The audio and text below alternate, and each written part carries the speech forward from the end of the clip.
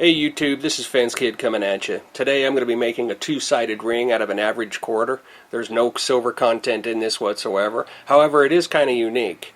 This one is from the state California.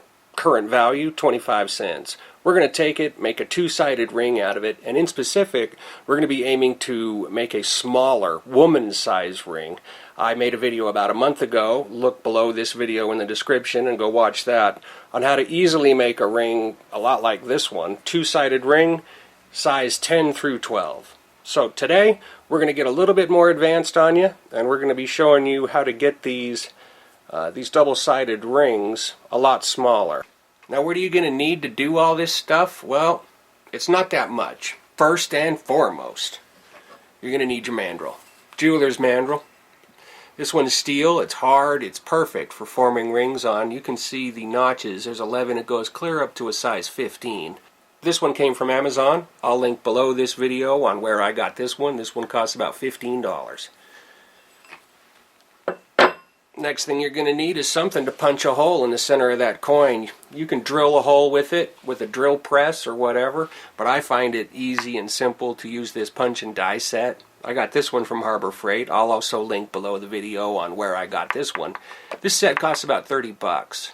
Now, I planned on making more than one ring, so I went out and bought this. If you're only going to make one ring, you might not want to go buy this. You might want to just have a neighbor or somebody around with a drill press that can punch a hole in the center of your coin. You're going to need some sanding blocks, of course. I like these foam sanding blocks. They're easy to work with, easy to handle, easy to get the job done. They're really cheap. We'll be using a 3/4 inch PVC pipe maybe. This is just one of the tools in when you're working on these rings. Here's the key right here. Check this out. You see this mallet right here? This is high density nylon right here. I got this one from Harbor Freight. I walked into the store, there it was on the shelf, paid 10 bucks for it. Now, I did find a link online, and look below the video description. I'll link it up for you. I think they're charging like 18 bucks or $20 for this. We're going to need a blowtorch of some kind, okay? Something to heat that coin up to red hot. Now, all you're going to need to do is kick back, grab a bag of popcorn, a big old lollipop, a Slurpee, something like that, and let's go make a ring out of this thing. Yeah? By the way, I'm using a 7/16 punch with this particular coin.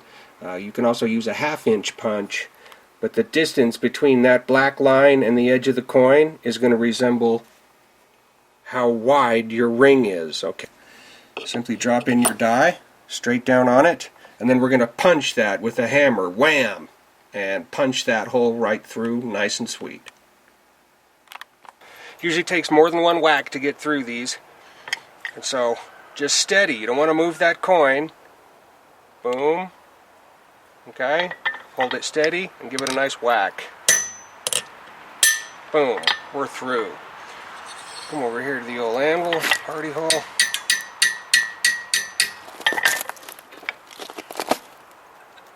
Punch that through with a punch all the way. And just like that, folks. Let's have a look at how we did. Not bad. How does that look? I'd say I nailed it. I'd say that looks pretty darn sweet. Okay, now this part here is optional. It's not mandatory. You can get the job done without this, but it will help if you can get it. The reason I didn't bring this up in the beginning is because a set like this, a dapping block set, dude, I couldn't find them for anything less than 40 bucks. So you might not want to go out and buy one of these. They're fairly expensive. And then we're just going to form that in. And that'll give us a head start. Before we put it on the mandrel, we'll already have it bent over quite substantially. So remember, the side you want on the outside of the ring, which I want that side, is to be down, okay, in the dapping block. Remember that. And then we're just going to kind of start forming this. When you use a dapping block, it opens up the hole for you, so you can get it on there. Before I used that dapping block on this, this wasn't big enough. The hole 7/16 is not big enough to fit onto the mandrel to get started. And what you would do basically is lay your coin down on a soft part, not a knot. Center up your mandrel up over the hole, and then wham! whack that a couple times with a hammer and force it through. That's what all these marks are from, is pounding on this to get that over, and it's just started onto the end of the mandrel, just barely. Mandrel. Okay, and before I start thumping on this, I'm going to anneal it. So I'm going to kill the lights so I can show you here. You don't want to get it bright yellow. You don't want to melt your coin. So let's kick it up a notch. You don't need a big old honking flame on there, but... And then, you know, I got my trusty Avon tweezers. You know, I'm not too hardcore with this. I'd like to get it done however possible. And then we're just going to dance that coin around in that flame, moving it around until it's red hot. It's not going to take long.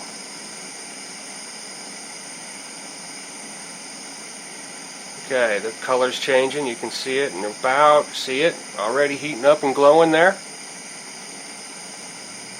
There we are. We're glowing. Into the water we go. And now, my friend, that's annealed. Now, another thing you're going to notice right away is you're going to go, holy cow, dude, what's with the color of that ring? You just roasted it. Well, no, don't worry. This all buffs off later. After your coin is made, this will come right off. I think they call this jeweler's scale or silver scale or something to that nature, but you can see it's really dark. And at first glance, you might think you've ruined it, but don't worry. We're going to go back onto the mandrel and start working this. And what I like to do is hold my finger on this and just kind of start. Don't go hard. I mean, the secret is just to slowly work that. We're just trying to fold that over evenly and uniformly as we go around the ring.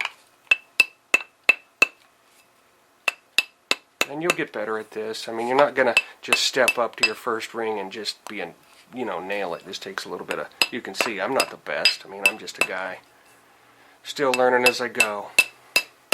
Here's another method some guys use, and even I use, fuck it, is if you put it down on some wood, right, and just start tapping that, you can see how it always wants to slide off.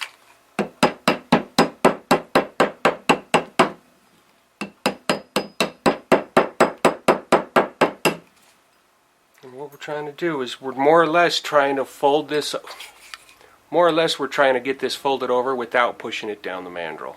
And that's really the, I don't know, the art, or whatever you want to call it. Not big heavy blows, just a little bit as you turn it. Just tapping it. Don't get all crazy. This isn't a fast thing. This is definitely more of a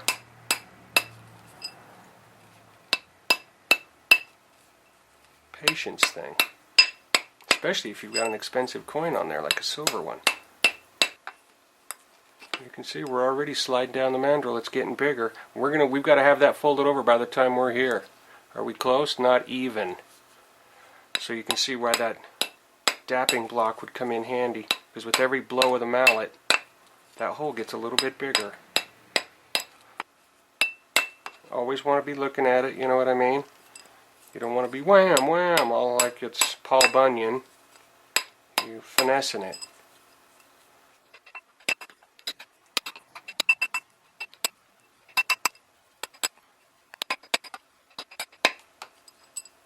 Boy, I'm really running out of time. So I'm going to anneal it again. As I've already hit it, manipulated it, and it's already stiffening up on me. So we're going to anneal this again to soften it up. And then we'll flip it over. You know, it's all about a race. To get that folded over before you get down to your size. And there we are, almost red. There we are. Softened up. Now we're going to put it upside down. Okay?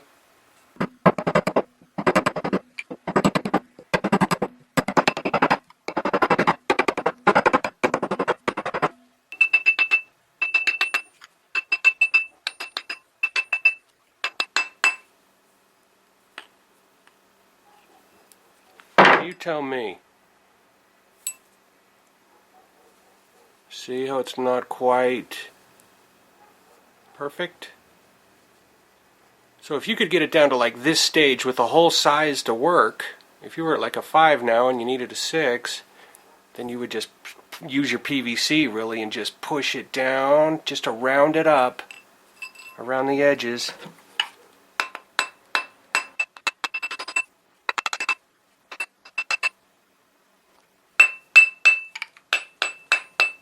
Let's knock it off of there.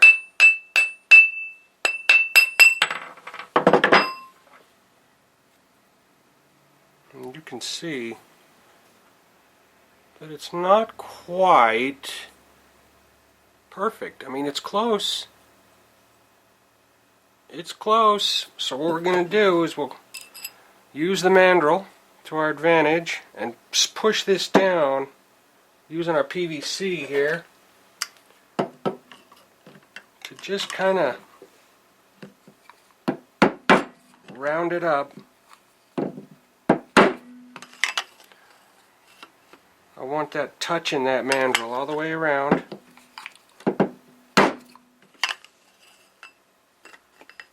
What size are we at? 6.5. We're going to make it, guys. For a minute there, I didn't think we were going to, but I think we're going to.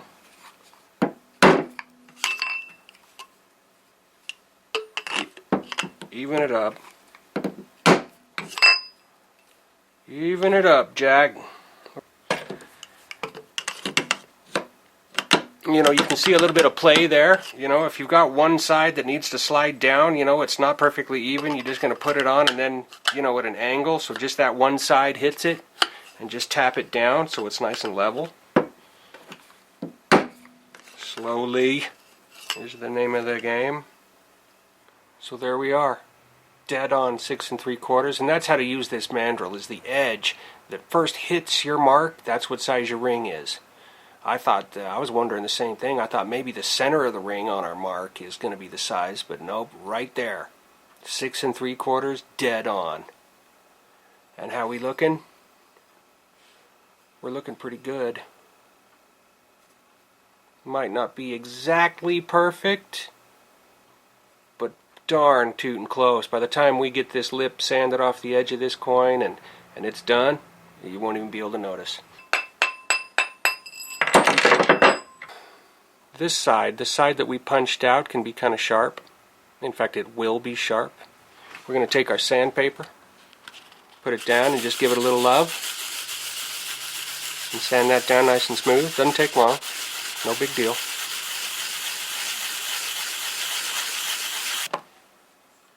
Now that's feeling good, ready to rock. You see that edge right there? That can be kind of uncomfortable to wear. Not a big deal, but if you're someone shaking your hand and squeezing your fingers into this edge, that can be kind of uncomfortable. So we're going to sand this edge down at about a 45 all the way around. We're also going to do the same with this edge.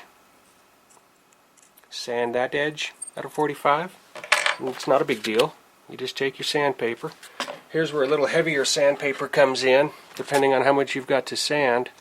I'm going to be using a little bit thicker grain here just to get started. And we're just going to work on this edge at a 45 and try to sand this edge off so it's nice and sweet all the way around. We'll do that on both sides, and then we'll clean it up with a little higher grit sandpaper to polish it. But the forming of the ring is done. Now it's just fine-tuning it. This is a piece of 2000 grit sandpaper. Really super fine, super fine. You can get it in the auto body section, Walmart. And so you just rub, you know, your sandpaper over those highlights, and those highlights just pop right off the coin at you. You even got the Yosemite in there. Is that cool? Yosemite Valley, is that what that says? Come on. Yeah, look at that. Is that cool? So jeweler's scale can be used to your advantage to be able, depending on the way you want your ring to look. This would be called like an antique look, an antique finish. So now what I'm going to do is I'm going to polish this outside. There is a link below this video on what polish I use and how I polish them to get a mirror finish. So I'm going to rub a little bit of that over the top and a little bit of that on the inside, and I'll show you the final product. Not too shabby. Got a little bit carried away with the polish. We could have polished this to a mirror if we wanted. So we wanted to leave a little bit on there to add a little contrast. I know that glare isn't helping much. You can barely see it, but hey, you know, for a 25-cent coin, I mean, that's not bad at all. Anyway, guys, that's how you do it. Grab your mallet, grab a coin, and start practicing. And you can even get it, with practice, you can get it. The smallest one I've made out of a quarter was a size 5. But I think if I keep practicing, I can even get better than that. So anyway, this is Fence Kid coming at you. Have a good one, guys.